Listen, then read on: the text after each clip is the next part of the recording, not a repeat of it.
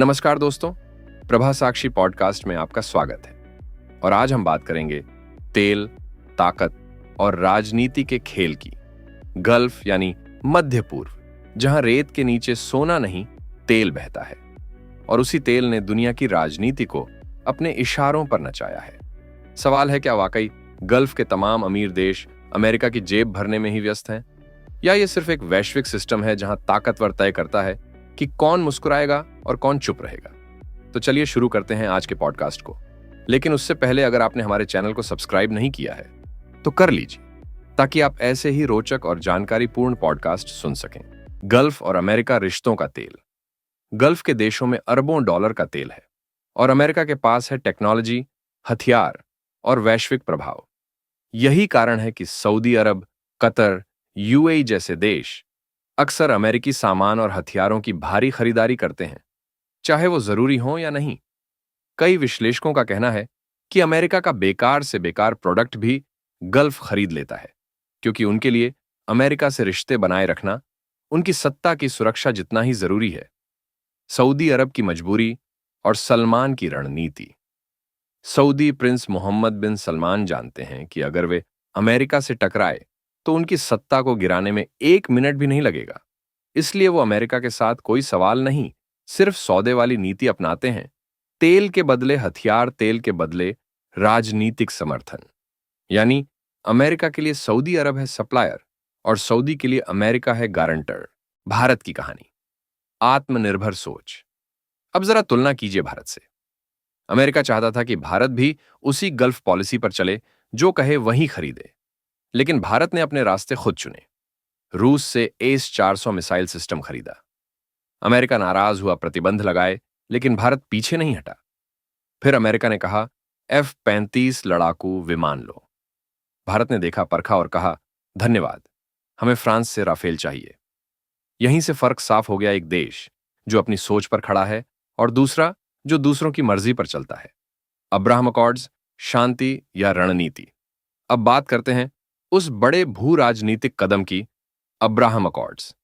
2020 में अमेरिकी राष्ट्रपति डोनाल्ड ट्रंप ने यूएई, बहरीन, मोरक्को और सूडान जैसे मुस्लिम देशों को इजराइल के साथ सामान्य संबंध बनाने के लिए प्रेरित किया। इस समझौते का नाम रखा गया अब्राहम अकॉर्ड, जो तीनों अब्राहमिक धर्मों यहूदी, ईसाई और इस्लाम के साझा पैगंबर अब्राहिम के नाम पर रखा गया। इसका मकसद बताया गया, धर्मों के बीच एकता और स्थायी शांति। लेकिन आलोचकों ने कहा कि यह समझौता शांति नहीं, बल्कि मध्य पूर्व में अमेरिकी प्रभाव बढ़ाने की चाल है। अब्राहम अकॉर्ड 2.0 और सऊदी अरब का इशारा। और अब डोनाल्ड ट्रंप ने अपने दूसरे कार्यकाल में अब्राहम अकॉर्ड्स 2.0 का ऐलान किया है। उन्होंने संकेत दिया कि सऊदी अरब भी इसमें शामिल हो सकता है। 18 नवंबर को प्रिंस सलमान की अमेरिका यात्रा तय है, और उससे पहले ट्रंप का बयान। कूटनीति की दुनिया में यह बड़ा संकेत माना जा रहा है, क्योंकि अगर सऊदी अरब इस समझौते में शामिल होता है तो यह सिर्फ इजराइल के लिए नहीं, बल्कि पूरे मुस्लिम जगत के लिए टर्निंग पॉइंट होगा। नया सदस्य कजाकिस्तान। कजाकिस्तान अब्राहम अकॉर्ड्स में शामिल होने वाला पहला नया देश बन गया है। ट्रंप ने खुद अपने सोशल प्लेटफॉर्म पर घोषणा की, कजाकिस्तान मेरे दूसरे कार्यकाल में इस समझौते में शामिल होने वाला पहला देश है, और यह दुनिया में शांति के पुल बनाने की दिशा में एक बड़ा कदम है। कजाकिस्तान की आबादी का लगभग 70% हिस्सा मुस्लिम है, लेकिन उसके इजराइल से संबंध 1992 से ही अच्छे हैं। इसीलिए यह कदम नया रिश्ता नहीं, बल्कि पुराने सहयोग का विस्तार है। तो सवाल यह उठता है, क्या यह सब सिर्फ शांति की बातें हैं, या इसके पीछे राजनीतिक और आर्थिक स्वार्थ हैं? अमेरिका के लिए ये अकॉर्ड्स हैं इजराइल को मजबूत करने और अरब जगत को बांधने का तरीका।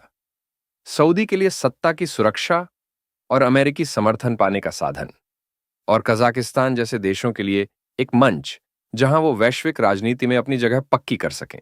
भारत की स्थिति और आत्मनिर्भर सोच। भारत न तो अब्राहम अकॉर्ड्स का हिस्सा है और न ही किसी दबाव में अपनी विदेश नीति चलाता है। भारत का सिद्धांत है साझेदारी पर निर्भरता नहीं। जहां एक तरफ गल्फ देश अमेरिका की ओर झुकते हैं, वहीं भारत अपनी दिशा खुद तय करता है, कभी रूस के साथ, कभी फ्रांस के साथ, और हमेशा राष्ट्रीय हित के साथ। तेल की राजनीति हो या हथियारों की डिप्लोमेसी, दुनिया वही देश चलाते हैं जो दूसरों की मर्जी पर नहीं, बल्कि अपने विवेक और आत्मविश्वास पर भरोसा करते हैं।